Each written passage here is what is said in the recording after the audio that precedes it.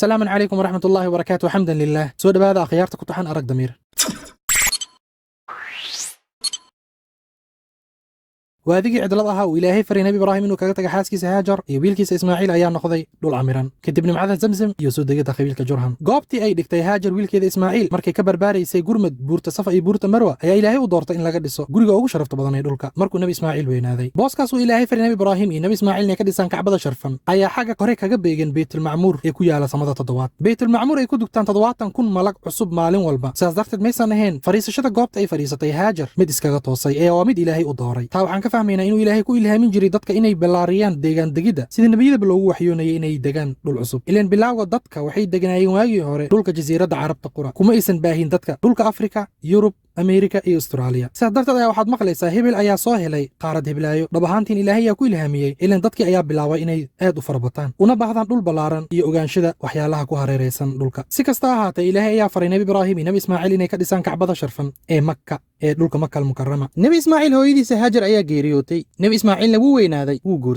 guursaday gabar ka tirsan qabiilka jurham ee la soo degeen markuu aad u yaraa sida caadada ahaydna nabi ibraahim ayaa soo booqan jiray guriga wiilkiisa ismaaciil ee Makka maalin maalmaha kamid ayaa nabi ibraahim yimid guriga nabi ismaaciil balse muusan helin waxay soo dhaweysay xaaskiisa wuxuuna ka waraystay noloshooda xaaska nabi ismaaciil waxay sheegtay in seegeedu uu aaday u waarsasho balse waxay ka cabatay nolol ciriiri ay dareemayso nabi ibraahim ayaa ku yiri xaaska nabi ismaaciil markuu yimaado seegaada iigu salaam waxaad ku tiraahdaa waxaad bedeshaa xakabada albaabkaaga markuu nabi ismaaciil yimid guriga ayuu weydiiyey in qof u yimid iyo in kale waxay u sheegtay inuu qof yimid qofkii yimid tilmaamiis ayayna siisay waxayna ku tiri wuxuu ku yidhi iigu salaam bedel albaabkaaga xakabadiisa nabi ismaaciil ayaa ku yidhi kaawa aabahayga wuxuun i faray inaan ku furo sidaa ayuu ku furay muddo kadib ayaa nabi ibraahim soo booqday guriga nabi ismaaciil wuxuu ilaahay qadaray inuu yimid nabi ibraahim xilli uu maqan yahay nabi ismaaciil mana jirin xilligaasi moobeel iyo baraha bulsho sidoo kale xaaska cusub ee nabi ismaaciil ayaa soo dhaweysay nabi ibraahim iswaraysi kadib ayuu weydiiyey noloshooda xaaskan cusub ilaahay ayaa u mahad celisay waxay muujisay inay ku faraxsan tahay nolosheeda xaaska nabi ismaaciil ayaa ku tiri nabi ibraahim miyaadan wax cunaynin nabi ibraahim ayaa ku yidhi waa maxay raashinkiina iyo cabitaankiina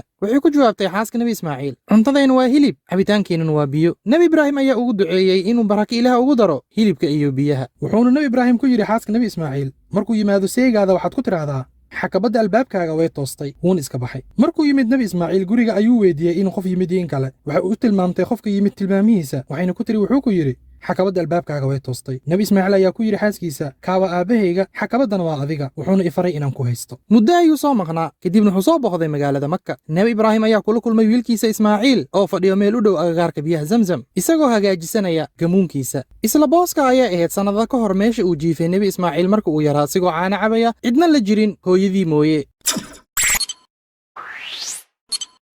salaan kadib ayaa nabi ibraahim ku yiri nabi ismaaciil ilaahay wuxuu i farayaa inaan halkan ka dhiso beedkiisa nabi ismaaciil ayaa u jawaabay u hoggaansan amarka rabbigaaga nabi ibraahim ayaa ku celiyey wuxuu i farayaa ilaahay inay adigan igu kaalmayso nabi ismaaciil ayaa yiri waan samaynayaa waxaana iska cad inuu ilaahay baray nabi ibraahim iyo nabi ismaaciil qaabka ay u dhisayaan kacbada ilaan waxaan hore u soo sheegnay ilaahay markuu faray nabi nuux inuu sameeyo doon wuxuu baray qaabka uu samayn lahaa ee ah adeegsashada looxyada masaamiirta iyo xargaha farsamadan waa aqoonta ugu horeysa ee dadka ilaahay baro kumanaan sano kadib hadda ka faanayaan qaarkood nabi ibraahim iyo nabi ismaaciil ayaa dhagax dhigay kacbada nabi ismaaciil ayaa bilaabay inuu keeno dhagaxa nabi ibraahimna dhiso ilaa ay koryeeleen dhismaha kacbada markay dhisayeen ayay ku ducaysanayeen rabbiyo naga aqbal adiga ayaa maqal iyo ogaal badan rabbiyo waxaad naga dhigtaa laba muslimiin ku ah ubadkanagana waxaad ka dhigtaa ummad muslim oo ku hoggaansan nana tus camalka naga xajka nagana toobad aqbal adiga ayaa toobad aqbale oo naxariis badane rabbiyo waxaad ka soo dhex saartaa ubadkanaga rasuul la abtirsada oo ku dul akhriya aayaadkaada barana kitaabka iyo sunnada oo nadiifiya adiga ayaa adkaadoo falsame ah ilaahayna wuu ka aqbalay ducadii nabi ibraahim wuxuuna ka soo dhex saaray ubadka wiilkiisa ismaaciil rasuulkeena nabi maxamed sallallahu calayhi wasallam rasuulkeena nabi maxamed oo ugu ekaa nabi ibraahim muuqaalka gaar ahaan wejiga dabeecadda iyo diinta waxaan ku faahfaahin doonaa markaan gaarno xilliga nabi maxamed sallallahu calayhi wasallam markay dhammeeyeen nabi ibraahim iyo nabi ismaaciil dhisada kacbada ayaa ilaahay faray nabi ibraahim inuu kacbada ka ilaaliyo alla wax la wadaajinta iyo sanamyada keliya loo ogolaado dadka dukanaya ee rukuucaya iyo sujuudaya wuxuuna ilaahay baray nabi ibraahim qaabka uu xajinayo bisha 12aad ee kalandarka muslimiinta wuxuuna faray dadka inuu ugu yeero xajka inay yimaadaan waxayna imaanayaan iyagoo lugeynaya oo gaadiid saaran kana imaanaya dhulal kala fog si ay ugu faa'iidaan ajar iyo dhaqaale inta ay gudanayaan acmaasha xajka ay ka mid tahay ku ruclaynta buurta safa iyo marwa oo aan hore u soo sheegnay in nabi ibraahim xaaskiisa haajar ay ku soo ruclaysay marka ay baarbaaranaysay gurmad qorshaha ilaahay ayaa guulaysto rafaadkana raaxa ayaa ka dambayso wassallallahu wasallam calaa nabiyina muxamed wassalaamu calaykum